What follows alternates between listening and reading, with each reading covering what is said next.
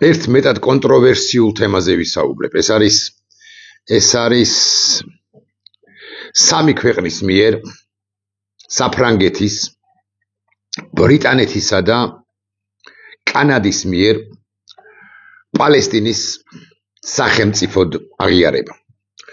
ერთის მხრივ ვამბობ, რომ ამ თემაზე ვისაუბრებ მეთქი და ამ თემაზეც ვისაუბრებ, მაგრამ სულ სხვა ჭრილში წარმოვა ადგენ თუ წარმოვა ჩვენ საკითხს და მე ვფიქრობ, რომ ეს რაკურსი, ეს ჭრილი მეტად საინტერესოა, მეტად საინტერესო შეიძლება იყოს ფართო საზოგადოებისათვის, მაგრამ თავდაპირველად ვისაუბროთ ისევ და ისევ თემაზე, იმსახურებს თუ არა პალესტინა დამოუკიდებლობას, დამოუკიდებელ სახელმწიფოებრიობას, იმ არსებული მდგომარეობის გათვალისწინებით, რომელიც ახლა მოცემულ ეტაპზე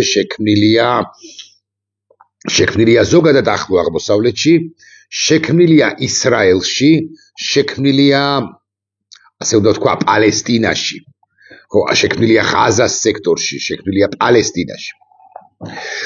კონტროვერსიული თემაა მეთქი, აქ გითხარით და როცა მაგალითად ქართველ მემარცხენეებს უსმენ, მათ არგუმენტებს აკვირდები, აანალიზებ, მათ მიერ გაზიარებულ ვიდეოებს, რომლებიც მათ გარეშეც შეგიძლია ცხადია ნახო, აკვირდები და ადევნებ თვალყურს, როცა ხედავ რა სისასტიკეებს ჩადის ისრაელის სახელმწიფოს ხელმძღვანელობა, ასე უნდა ვთქვა, აბა როგორც სხვაგვარად პალესტინელი ხალხის წინააღმდეგ მიმართ, შენ ბუნებრივია გვიჩნდება ემპათია პალესტინელების მიმართ და რაც არ უნდა ბევრი გითხრათ, რომ აი ჰამასს ანადგურებენ და არა პალესტინელებს, ვიდეოები, ვიდეო კადრები, დოკუმენტური მასალები, გარკვეულ შემთხვევებში სიმართლე გითხრათ, ეგრეთ წოდებული დადგმული კადრებიც, თლად გულახდილი რო ვიყო, მაგრამ უმრავლეს შემთხვევაში სწორედაც რომ დოკუმენტური მასალა, სწორი,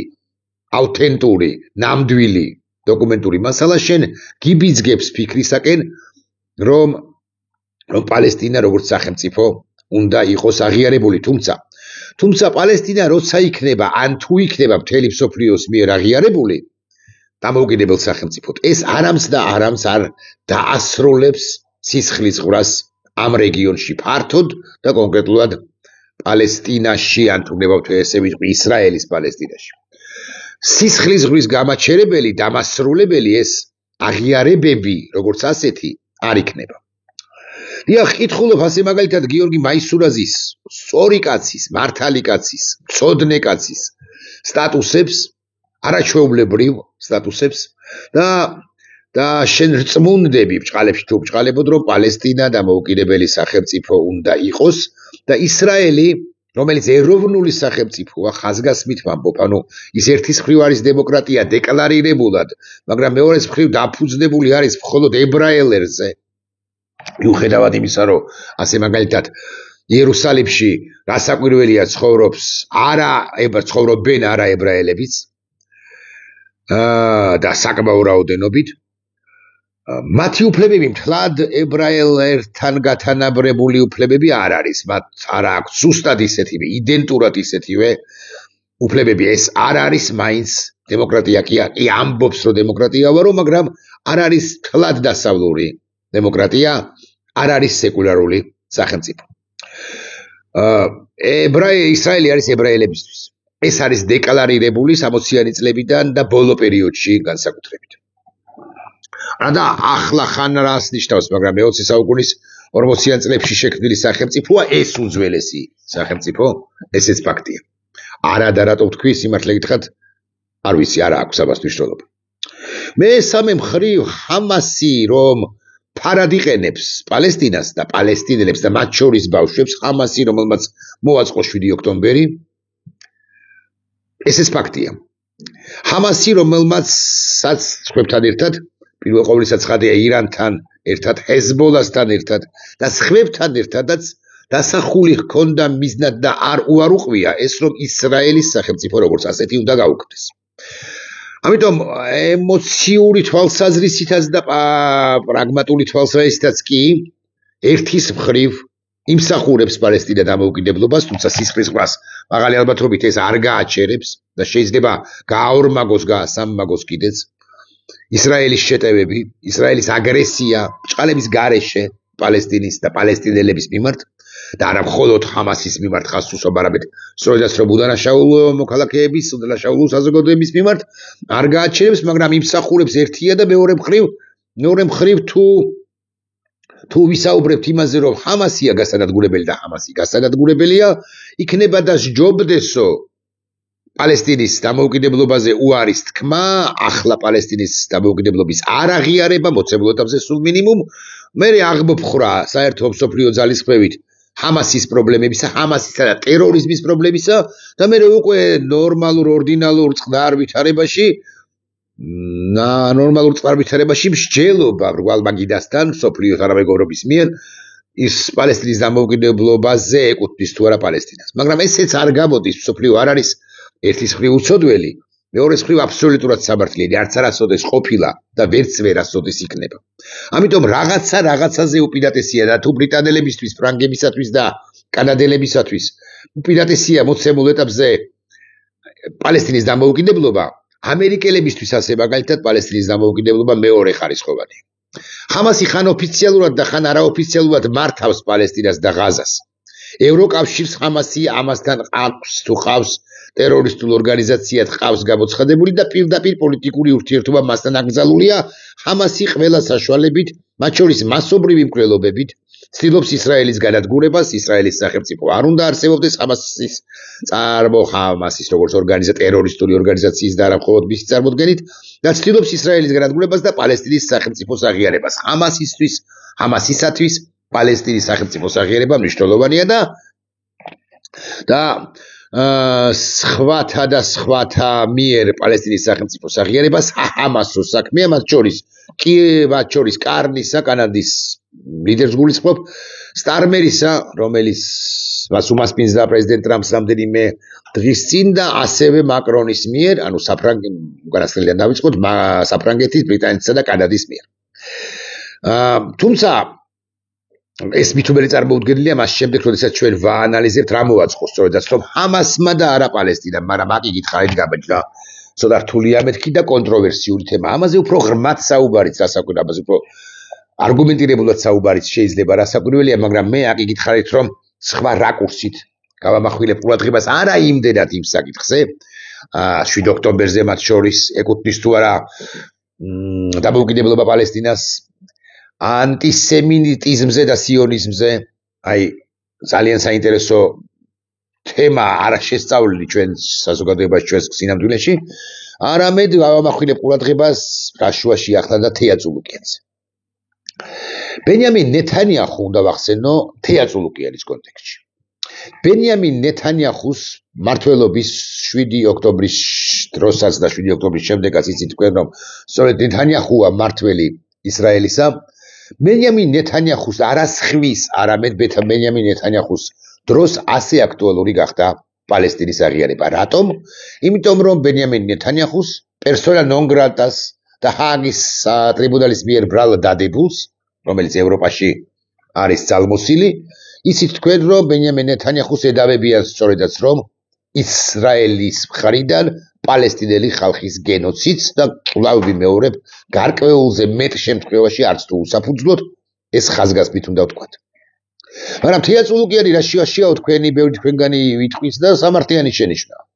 ბენიამინ ნეთანიახუ მოაწყო ბჭყალებში თუ უბჭყალებოდ პალესტინელი ხალხის გენოციდი და სწორედ თუ რამეს ეფუძნება პალესტინის როგორც დამოუკიდებელი სახელმწიფოს აღიარება, ისევე როგორც თუ რამეს ეფუძნებოდა კოსოვოს როგორც დამოუკიდებელი სახელმწიფოს აღიარება 5-6 წლიანი ახტისაარის კომისიის მუშაობის შემდეგ, ისიც ყველას არ უღიარებია მოგეხსენებათ.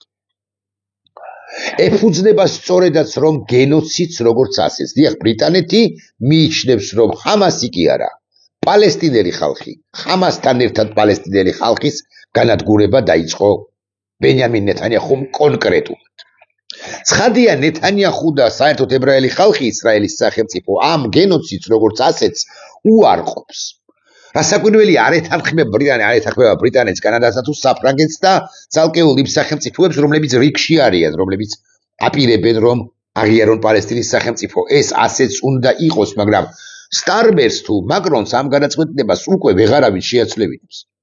არ ვიცი რა მოხდება 20 თუ 30 წლის შემდეგ, მაგრამ 20-30 წლის განმავლობაში პალესტინა საფრანგეთისა თუ კანადისა თუ ბრიტანეთის თუ სხვა სახელმწიფოების მიერ პალესტინა დამოუკიდებელ სახელმწიფოდ დე იურე იქნება აღიარებული. შეერთებული შტატები ამ ყველაფერს ან მიუერთდება ტრამპის შემდეგ, ან არა, მაგრამ ტრამპის დროს რომ არ მიუერთდება, ეს ფაქტია. ახლა ისევ წულუკიანზე გადმოვიდეთ. განსხვავებით ნეთანიახუსაგან ბიძინა ივანიშვილის მონამორჩილი ბანდიტი წულუკიანი ამბობს, რომ საქართველომ არა მიხეილ სააკაშვილმა მოაწყო ოსი ხალხის გენოციდი. და აქედან გამომდინარე მიხეილ სააკაშვილს აბრალებს ოსი ხალხის გენოციდი მოაწყო, ომი დაიწყო და ასე შემდეგ და წინა ხელისუფლებას აბრალებს იმ ამბავს, რაც რუსეთმა დაგვიტრიალა ჩვენ. ბენიამინ ნეთანიახუს როცა ბრალდება პალესტინელების გენოციდი, ავტომატურად პასუხისმგებლობა გადადის ებრაელ ხალხზე, ისრაელის სახელმწიფოზე. ვერ მიჯნავს საერთაშორისო და არც მიჯნავს და არც უნდა გამიჯნოს საერთაშორისო თანამეგობრობის ნაწილი, ასე მაგალითად მაკრონი თუ სტარმერი, ბენიამინ ნეთანიახუსაგან ისრაელის სახელმწიფოს.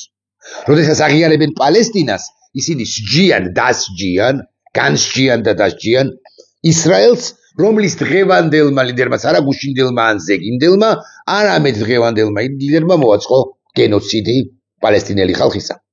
ეს ხომ ფაქტია. ეხლა ჩვენზე გადმოიტანეთ და კიდევ უარესი წარმოიდგინეთ, როდესაც საქართველოს დე ფაქტო და შესაძლოა დე იურე თუ გნებავთ ასე ვიტყვი, მოკლედ ხელისუფლება, ძალაუფლების კვერთხის მფლობელი ჯგუფი ბანდა იღებს გადაწყვეტილებას იმის თაობაზე, რომ წინა ხელისუფალს ან ხელისუფლებას შესტენოს გენოციდი ერისა თუ აფხაზიერისა თუ ორივეს ერთად, მოკლედ ომის დაწყება და სხვას არ არის კომისიის დე იურე თუ დე ფაქტო, სწორი თუ არასწორი, კომისიის ფარგლებში და წერს დოკუმენტს, რომელშიც ბრალდადებულია და დანაშაულებულია წინა ხელისუფლება, ავტომატურად გნებავთ, არ გნებავთ, გინდათ, არ გინდათ და დანაშაულებული გამოდის სწორედაც რომ საქართველოს სახელმწიფო მიუხედავად იმისა, რომ წულუკიანი იქნება თუ ბიძინა ივანიშვილის ბანდის რომელიმე სხვა წევრი, თითქოს ზღვარსავლებს მიხეილ სააკაშვილსა და საქართველოს სახელმწიფოს შორის ვერბალურად ყოველ შემთხვევაში, მაგრამ საერთაშორისო მოთამაშეებისათვის და საერთაშორისო სამართლისათვის ცხადზე ცხადია და დანაშაულებული იქნება საქართველოს ყოფილი ხელისუფლება, ავტომატურად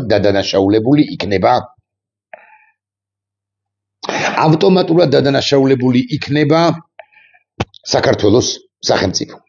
და იქ უკვე აღარავინ მიაქცევს ყურადღებას იმას, რომ 90-იან წლებში, 2008 წელზე თუ გნებავთ მერე ვთქვათ, ან არც ვთქვათ, 90-იან წლებში სწორედ საერთაშორისო თანამეგობრობამ სამჯერ ზედიზეთ 94-ში, 96-ში და 99-ში უპირატესად ქართველი ერის წინააღმდეგ ჩადენილი დანაშაული ეთნიკური წმენდა აღიარა და რუსეთსაც აღიარებინა ამ სამიდან სამივეჯერ ელცინის ხელისუფლებას. აქ საერთაშორისო თანამეგობრობა წავა ეგრეთ წოდებული იოლი გზით. ის იტყვის, რომ რაღაცა ქართველებმა თავისი თავი, წინა ხელისუფლება, მაგრამ თავისი თავი პირდაპირ თუ ირიბად დაადანაშაულეს, მაშინ ჩვენ პრაქტიკულად აღარ აქვს ბარიერი ან შეზღუდვა, რომ ქართველებს დავაბრალოთ, ქართველებს შევტენოთ, ან ქართველებს დავაკისროთ პასუხისმგებლობა ეთნიკურ წმენდაზე ჩატარებულზე თუ 90-იან წლებში აფხაზეთსა და ცხინვალის რეგიონში, აგრეთვე 2008 წელს ცხინვალის რეგიონში და აქედან გამომდინარე საქართველო თავად აღიარებს იმ ფაქტს, რომ საერთაშორისო თანამეგობრობას აქვს აფხაზეთისა და ცხინვალის რეგიონის აღიარების, დე იურე აღიარების უფლებას, თან ესოდენ სერიოზული პრობლემების წინაშე ვართ კავკასიის რეგიონში და ახლა რაღაც უნდა გამოვეკიდოთ, რაღაც უნდა ჩავაფრინდეთ, რაღაც უნდა ჩავებღაუჭოთ საქართველოს ტერიტორიულ მთლიანობას როგორც ასეთს, მისი აღიარების ვალდებულებას, როცა თავად ქართველები ამაზე დიდად არ ზრუნავენ. ამიტომ კი კონტროვერსიული თემაა ისრაელისა და პალესტინის ურთიერთობა, პალესტინის დამოუკიდებელ სახელმწიფოდ აღიარების თემა. კონტროვერსიულია, იმიტომ რომ არგუმენტებს, როდესაც ისმენ პროისრაელელთა არგუმენტებს შენ წმუნდები ბჭყალებში, ანუ ბჭყალებოთ რომ ისინი მართლები არიან, როცა ისმენ მემარცხენეთა ასე მაგალითად ხსენებული გიორგი მაისურაძის არგუმენტებს შენ წმუნდები რომ პროპალესტინელები არიან მართლები, ამას იმედი მაქვს კი დარწმუნებული ვარ ორივე არგუმენტებით შეერღებული ორივე ჯგუფი გმობს და უარყოფს და არ იწონებს და ემიჯნება. მაგრამ აი ჩვენ სინამდვილეში ჩვენთან კიდევ უფრო უარესად არის საქმე თუ ნეთანიახუ ბიბი არ ამბობს იმას და არც ისრაელის მომავალი ლიდერი იტყვის რომ ნეთანიახომ არ იტყვის. ნეთანიახომ მოახდინა გენოციდი პალესტინელებისაო არ იტყვის ნებისმიერი მომავალი ლიდერი ისრაელისა. ამას აი ჩვენთან მომავალმა კი არა უკვე მოსულმა ბიზინა ივანიშვილმა და მისმა ამ ფსონებმა წულუკიანმა თუ სხვებმა უკვე თქვეს. ვიმეორებ, უკვე თქვეს რომ საქართველოს აღიარა, საქართველოს თავს დაესხა აფხაზეთსა და ცხინვალის რეგიონს და საქართველოს მოახდინა ოკუპაცია, საქართველოს დაიწყო ომი და საქართველოს დადანაშაულებული უნდა იყოს ომის დაწყებაში და გენოციდში პრაქტიკულად აფხაზებისა და ოსი ხალხისა. სამხრეთ ოსეთელებისა მეთქი ასე უნდა თქვა, იმიტომ რომ ამათაც ანუ ამ ბანდას ეს რეგიონი სამხრეთ ოსეთად მიაჩნია, სამხრეთ ოსეთად მოიხსენიებს. ამაზე დიდი ღალატი დევნილებისა მათ შორის, რომლებიც სახლობენ დანარჩენ საქართველოში, ამაზე დიდი დაღალატება პრაქტიკულად წარმოუდგენელია. ჭეშმარიტება უფრო დიდი და უფრო მნიშვნელოვანია ვიდრე სამშობლო? არა, მამარდაშვილის ეკითხებას კი არ ვიმეორებ, ამ შემთხვევაში ჭეშმარიტება და სამშობლოს ინტერესი ერთმანეთთან ჯახში სულაც არ მოდის. ტყუილია, რომ 2008 წელს ან 90-იან წლებში ქართველებმა რამ დაუშავეს აფხაზებს, თუ ვინმე დაუშავა აფხაზებს, თუ ოსებს, თუ ვინმე დაუშავა ქართველებს. მოდი ასე ვიტყვი, ეს არიან მაინც ქართველებსაც და აფხაზებსაც. ეს არის მაინც რუსეთი და ჯოჯოხეთურის სახელმწიფო, რომელმაც წარკვიდა ჩვენ ერთმანეთს და დაგვაშვებინა შეცდომები, მათ შორის სისხლის სამართლის დანაშაულები ორივე მხრიდან, განა არა, მაგრამ განსაკუთრებით განსაკვირველია ეგრეთ წოდებული გამარჯვებული მხარის, ანუ აფხაზების და ცხინვალის რეგიონის ოსების მიერ ჩადენილი სისხლის დანაშაულები, სისხლის სამართლის დანაშაულებია.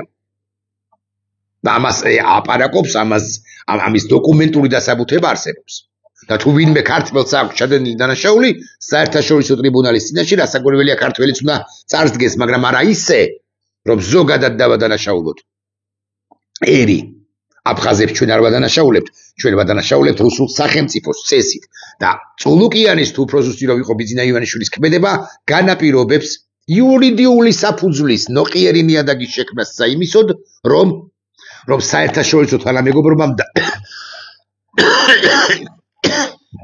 იბოდიშებთ დაიწყოს, მინიმუმ დაიწყოს ფიქრი აფხაზეთისა და ცხინვალის რეგიონის მოსახლეობის გენოციდზე ქართველთა მხრიდან და აღიარებაზე ამ ბჭყალებში გენოციდის ფაქტისა და აღიარებაზე კი ნამდვილად საერთაშორისო სამართლის სუბიექტად და არად დაგიდევს ახალი რეალობების გათვალისწინებით საერთაშორისო თანამეგობრობა მის მიერვე ათობით და ასობით მიღებულ გადაწყვეტილებას იმის თაობაზე, რომ საქართველოს ტერიტორიული მთლიანობა არის ურღვევი, ხელშეუხებელი და ასე შემდეგ განცხადებაზე კეთდებოდა ამასთან დაკავშირებით და სულ უფრო შემცირებულია მას შემდეგ, რაც ბიზინა ივანიშვილმა რუსმა გააკეთა განცხადება თავის მხრივ, რომ ჩვენ ბოდიში გვაქვს ვიზიტელი, ანუ თურმე მოსახდელი აფხაზებისთვის და რუსებისთვის, ოსებისთვის, რეალურად კი რუსებისთვის. აი ეს არის ყელში დანის თუ ზურგში დანის ჩარტმა ბიზინა ივანიშვილის მხრიდან თუ მიერ. რაც შეეხება ისრაელი-პალესტინის კონფლიქტს, მე პერსონალურად ჩამოყალიბებული ამასთან დაკავშირებით გულახდილად გეტყვით მათ შორის. იმიტომ რომ ჩემი კვალიფიკაცია გულახდილად ვლაპარაკობ ამას, არ ყოფნის ამას, არ ვარ ეკუთვნის პალესტინას დამოუკიდებლობა? ახლა ეკუთვნის თუ ეკუთვნის? დამოუკიდებლობას რომ მიიღებს, სისხლის ზღვა განა გაჩერდება? იქნებ გაორმაგდება და თუ სეცხლის შეწყვეტა და სისხლის ღორის შეწყვეტა არის ჩვენი ან სოფლიო თანამეგობრობის უპირველესი ამოცანა, იქნება და დამოუკიდებლობამ როგორც ასეთმა პირიქით ახალ სისხლის ღვრებს დაუდოს საფუძველი. თუ ეს ასეა, მე არ გეუბნებით რომ ასეა. არ ეკუთვნის ქვეყანას კი არა ტერიტორიას, სივრცეს, პალესტინას დამოუკიდებლობა, როცა ამგვარ რამეს ჩადის და პალესტინა დამოუკიდებლობისთვის იბრძვის, არ იქნებოდა უპრიანი. მესამე კითხვა, რომ ფართოზე ფართო უფლებები ეხლა მაინც მოეპოვებინა პალესტინას, დამოუკიდებლობაა ის ზემიზანი თუ უსაფრთხოებაა უფრო მნიშვნელოვანი ახლა მოცემულ ეტაპზე. განაცდება კი ყველაფერში ისრაელი, ან განაცდება კი ყველაფერში პალესტინა. ჰამასი სად არის ამასობაში, რატომ არ გადანადგურდა? მათ შორის კი რა პირველ ყოვლისა ცხადია ისრაელის მიერ და ისრაელი ეხლა რო იწყებს ამ ჰამასის საერთოდ აღმოფხვრის ოპერაციას იწყებს თუ აგრძელებს, იქნება და იმიტომ იწყებს რომ ამავალი 7 ოქტომბერები არ გამეორდეს, მაგრამ არ გამეორდება კი. არ იქნება ახალ-ახალი სიძულვილის, ახალ-ახალი აგრესიების, ახალ-ახალი ჯგუფების წარმოქმნის ამ უაღრესად რთულ რეგიონში. წარმოქმნის საფუძველი ის რომ სამართლიანობა საბოლოო ჯამში არ არის ან ისეთია როგორც ძლიერებს აწყობთ ისრაელი ძლიერი სახელმწიფოა, მაგრამ ამ ძლიერ სახელმწიფოსაც სხვა ძლიერები განადგურებით რომ ემუქრებიან, ესეც ხომ ფაქტი, ამიტომ კვლავ ვიმეორებ, ჩემი კვალიფიკაცია არ ყოფნის რომ ცალსახა პოზიცია დავაფიქსირო, აი ხო ისრაელი მართალია, ან აი ხო ბრიტანეთია მართალი, ასე მაგალითად თუ უშუალოდ პალესტინა როცა დამოუკიდებლობას ითხოვს და აღწევს, მაგრამ ის კი ვიცი და ის კი ფაქტია, რომ თეა წულუკიანი ბანდიტის, ბიზინა ივანიშვილი ბანდიტის მიერ მოკოქილი თოჯინა ბანდიტის მიერ შექმნილი კომისია და დაწყნა ამ კომისიისა საფუძველს დაუდებს ჩვენი ქვეყნის ტერიტორიულ, რეალურ და ოფიციალურ დე იურე რღვევას. და ბიზინა ივანიშვილს თუ აქვს ჩანაფიქრი, რომ აი მერე მათ სამთა შეკრეს კავშირი ეს გამოვა, ანუ კონფედერაციაზე დაიყაბულებს ცხინვალელ ოსებს და აფხაზებს. ჯერ ერთი ეს არ მოხდება, მეორე რუსეთი თუ ამას გაჩუქებს, აღარ მინდა ეხლა ამ თემაზე გადასვლა, მაგრამ თუ ამას ამ ძვალს გადმოგიგდებს, რუსეთი სანაცვლოდ მოგცემს მოითხოვს იმგვარ პირობების დაკმაყოფილებას, შესრულებას, რომლებიც ქართული სახელმწიფოსთვის ბევრად დიდი უუცნაურეს რამეს ვიტყვი, ბევრად დიდი კატასტროფაა, ვიდრე, აი ხო წარმოუდგენელ რამეს ვამბობ, მაგრამ ვიდრე აფხაზეთის 30 წლიანი თუ 40 წლიანი, ცხინვალის რეგიონის 30 წლიანი თუ 40 წლიანი და თუნდაც 100 წლიანი დაკარგვა. დიახ, რუსეთი მოითხოვს ახალ გეორგიევსკის ტრაქტატს, რუსეთი მოითხოვს ვასალობას შენგან, რუსეთი მოითხოვს შენგან იმას, რომ შენ ზურგით ოფიციალურად ზურგით დადგე დასავლეთ, აღარ შეხვიდე დასავლეთში და ეს იქნება ჯოჯოხეთი, კი არა კატასტროფა და დესაქართლოიზაცია საქართველოსთვის. ეს არის სიმართლე, რომელსაც უბრალოდ ვერ გავექცევით. ეს არის ბიზინა ივანიშვილისა და რუსეთის საერთო სტრატეგია. ეს არის ის, რაც ჩვენს პრაქტიკულად გაუქმებას განაპირობებს. აი ეს არის სიმართლე, ეს იყო ჩემი პრაქტიკულად ბოლო წინადადებები ამ უაღრესად კონტროვერსიულ თემაზე, ბოლო აზრი. მე ვიცი რომ თეა წულუკიანმა უკვე მოახერხა და რატომ მხოლოდ წულუკიანმა ივანიშვილზე ვილაპარაკოთ. ივანიშვილმა უკვე მოახერხა და ყველაზე ხაზგასმით ვამბობ. ბიზინა ივანიშვილი დამკვიდრდა საქართველოსთვის, სასამართლოს გარეშე დამკვიდრდა, ყველაზე ცუდ ქართველად დამკვიდრდა, ჩამოყალიბდა, შეიქმნა ყველაზე ცუდ ქართველთა შორის.